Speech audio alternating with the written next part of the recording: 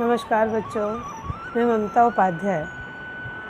आज 11th class के लिए आरोह भाग 1 पाठ 2 मियाँ नसरुद्दीन पाठ का सारांश लेकर आई हूँ, जिसकी लेखिका कृष्णा सोबती हैं। यहाँ मियाँ नसरुद्दीन सारांश में नसरुद्दीन के शब्द चित्र को प्रस्तुत किया गया है। हम हसमत नामक संग्रह से यह लिया गया है।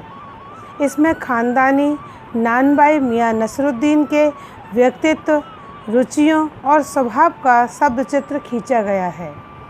मियाँ नसरुद्दीन अपने मसीहाई अंदाज से रोटी पकाने की कला में अपने खानदानी महारत हासिल बताते हैं। वे ऐसे इंसान का भी प्रतिनिधित्व करते हैं जो अपने पेशे को कला का दर्जा देते हैं और करके सीखने को असली हुनर मानते हैं। लेखिका बताती है कि एक दिन वह मटिया महल के गढ़िया मोहल्ले की तरफ निकली तो एक अंधेरी व मामूली सी दुकान पर आटे का ढेर सनते हुए देखकर उसे कुछ जानने का मन हुआ।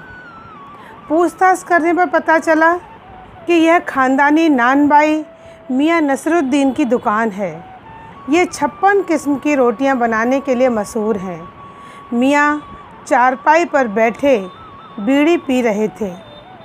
उनके चेहरे पर अनुभव, आँखों में चुस्ती व माथे पर कारीगरी का तेवर था।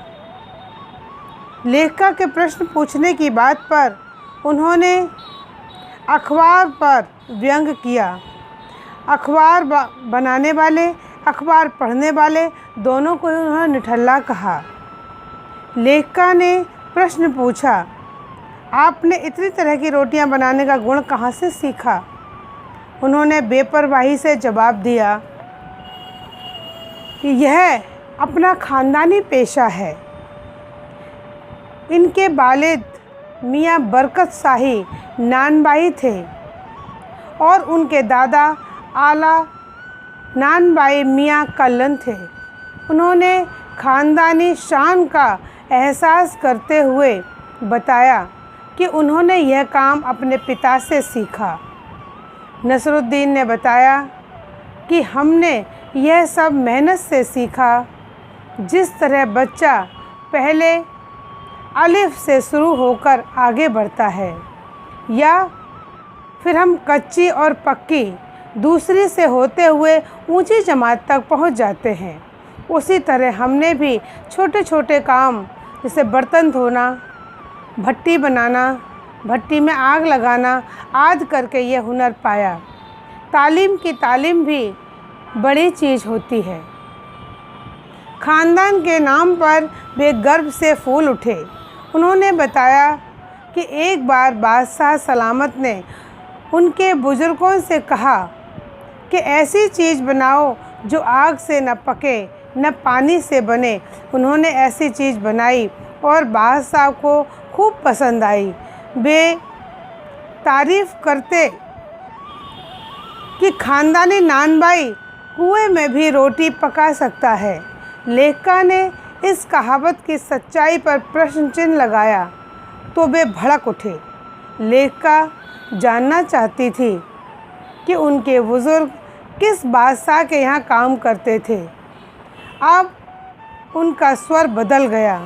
वे बादशाह का नाम स्वयं भी नहीं जानते थे। वे इधर उधर की बातें करने लगे। अंत में खींच कर बोले, आपको कौन सा बादशाह के नाम चिट्ठी पत्री भेजनी है जो लगातार पूछे चली जा रही हो? लेखिका ने दोबारा फिर पूछा तो उन्होंने लेखिका से पीछा छुड़ाने के लिए उन्होंने बाबर मियाँ को भट्टी सुलगाने का आदेश दिया। लेखिका ने उनके बारे में पूछा तो उन्होंने कहा कि वे उन्हें मजदूरी देते हैं। लेखिका ने रोटियों की किस्म जानने की इच्छा जताई तो उन्होंने फटाफट नाम गिनवा दिए। फिर तुनक कर बोले, तुनकी पापड़ से भी ज़्यादा महीन होती है। फिर वे अपनी पुरानी यादों में खो गए और कहने लगे कि अब समय बदल गया है। अब खाने पकाने का शौक़ पहले की तरह नहीं रह गया है और न कद्र करने वाले। अब तो भारी मोटी तंदूरी रोटी का बोलबाला है। हर व्यक्ति जल्दी में रहता है। आगे अब अगले वीडियो के साथ